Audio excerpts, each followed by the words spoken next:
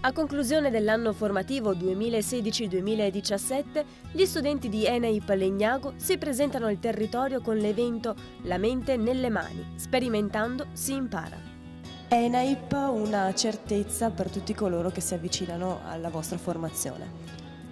Assolutamente, noi lavoriamo in qualità. E qualità significa avere sempre al centro la persona, sia che sia un giovane, sia che sia una persona adulta, da tempo lontana dal mercato del lavoro e che trova in noi un sicuro appoggio per il reinserimento.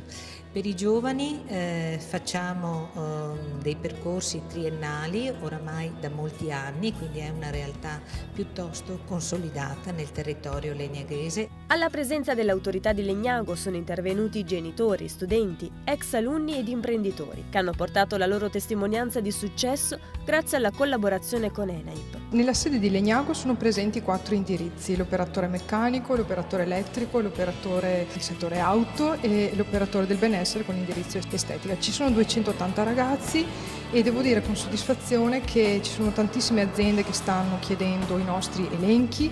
Oltre l'80% degli studenti ENAIP al termine del percorso formativo trova lavoro grazie ai tirocini e al sistema duale, che con l'alternanza scuola-lavoro prepara i giovani ad affrontare in modo professionale il mondo del lavoro. Spesso i ragazzi vengono inseriti proprio nelle aziende nelle quali hanno svolto gli stage formativi. Già nella mia azienda alcuni ragazzi che hanno fatto lo stage da me sono stati assunti e tuttora lavorano a pieno regime. A Legnago inoltre si studia la cura della bellezza interiore ed esteriore con il corso di operatore del benessere ad indirizzo estetica. Penso che l'informazione sia alla base della riuscita della nostra professione. Per maggiori informazioni visitate il sito www.enaip.veneto.it.